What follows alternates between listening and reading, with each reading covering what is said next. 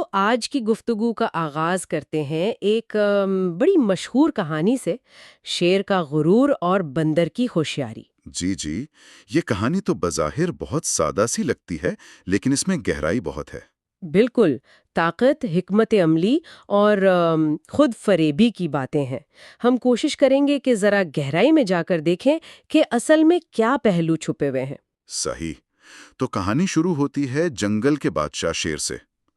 وہ اپنا اختیار کچھ غلط طریقے سے استعمال کرتا ہے۔ ہاں، وہ حکم دیتا ہے کہ جو بھی میرے سامنے آئے وہ میرے پاؤں پڑے گا۔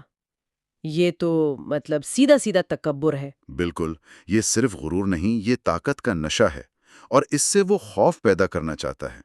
یہ وہ قیادت ہے جو عزت پر نہیں، خوف پر ٹکی ہوتی ہے۔ اور اسی خوف کے ماحول میں ایک غیر متوقع کردار سامنے آتا ہے، بندر۔ جی، بندر۔ وہ نہ صرف حکم ماننے سے انکار کرتا ہے بلکہ وہ شیر کے غرور کو ہی اس کے خلاف استعمال کرنے کا سوچتا ہے۔ کیا ذہانت ہے! وہ شیر کو خبر دیتا ہے کہ بادشاہ سلامت، ایک اور شیر آیا ہے جو کہتا ہے کہ وہ اصل بادشاہ ہے۔ کمال کی چال تھی۔ دیکھیں، یہی بندر کی حکمت عملی ہے۔ وہ سیدھا ٹکرانے سے بچتا ہے۔ وہ جانتا ہے طاقت میں تو وہ ہار جائے گا۔ صحیح۔ تو وہ کیا کرتا ہے؟ وہ شیر کی نفسیاتی کمزوری، یعنی اس کا جو بے پناہ غرور ہے، جو عدم تحفظ ہے، اس کو نشانہ بناتا ہے۔ ایک حریف کا خیال ہی کافی تھا شیر کو غصہ دلانے کے لیے۔ اس کا غرور اتنا نازک تھا کہ کوئی چیلنج برداشت ہی نہیں کر سکتا تھا۔ لیکن کیا یہ صرف غرور تھا؟ یا کہیں ایسا تو نہیں کہ شیر کو اپنی طاقت پر اتنا اندھا اعتماد تھا کہ بس؟ یہ بہت اہم نقطہ اٹھایا آپ نے، بہت اہم۔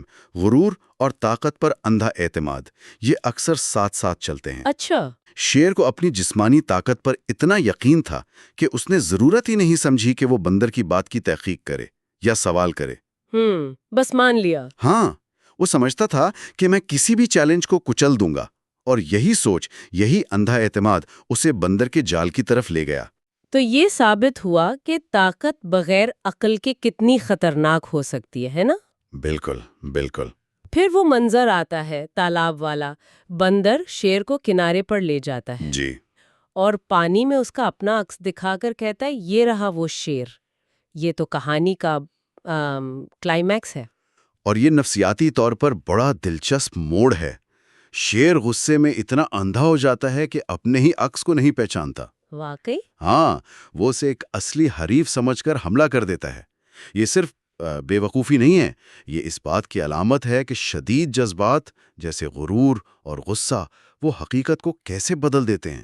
یعنی وہ وہی دیکھ رہا تھا جو وہ دیکھنا چاہتا تھا یا جس سے ڈرتا تھا؟ بالکل، ایک حریف، اصل حقیقت یعنی اپنا چہرہ اسے نظر ہی نہیں آیا۔ اور یہ بھی تو دیکھیں کہ شیر کی اپنی طاقت ہی اس کے خلاف استعمال ہوئی، وہ جو تالاب میں کودا۔ جی جی، وہ زبردست قوت۔ اسی نے اسے بھگو دیا، شرمندہ کر دیا، اس کی اپنی جاری ہاتھ اسی پر پلٹ آئی۔ صحیح کہا۔ انجام تو پھر واضح ہے۔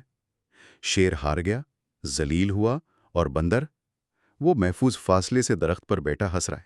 شیر کی ناکامی کی وجہ کوئی باہر کا دشمن نہیں تھا۔ نہیں، بالکل نہیں۔ اس کا اپنا غرور، اس کا غصہ، حقیقت کو نہ سمجھ پانا، اس کا اپنا عکس ہی اس کا دشمن بن گیا۔ اور آخر میں بندر کا وہ طنز، بادشاہ سلامت، اب پاؤں دھونا مت بھولنا۔ یہ تو مطلب صورتحال کی مذاقیزی بھی دکھاتا ہے اور سبق بھی۔ یہ صرف مذاق نہیں تھا، یہ تو ذہانت کی فتح کا اعلان تھا، طاقت پر، حکمت عملی کی تکبر پر۔ یہ یاد دہانی ہے کہ اصل طاقت صرف جسمانی نہیں ہوتی، ذہنی بھی ہوتی ہے۔ تو خلاصہ یہ نکلا کہ ہوشیاری، حکمت عملی اور صورتحال کو سمجھنے کی صلاحیت اکثر اندھی طاقت اور بیجا غرور پر بھاری پڑ سکتی ہے۔ بالکل، غرور انسان کو اتنا اندھا کر دیتا ہے کہ وہ اپنے ہی عکس کو دشمن سمجھ بیٹھتا ہے۔ آخر میں ایک سوچنے کی بات رہ جاتی ہے، جی، کیا یہ کہانی صرف غرور کے انجام کے بارے میں، یا یہ خود شناسی کی اہمیت پر بھی زور دیتی ہے؟ یہ گہرا سوال ہے۔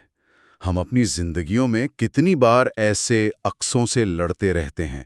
وہ ہمارے اپنے تعصبات ہو سکتے ہیں، ہمارے خوف، یا وہ خیالی دشمن جو ہمارے اپنے ذہن نے بنائے ہوں۔ ہاں، تو یہ بات غور طلب ہے کہ حقیقت اور وہم میں فرق کرنے کی صلاحیت، یعنی خود کو پہچاننا، شاید کسی بھی طاقت سے زیادہ قیمتی ہے۔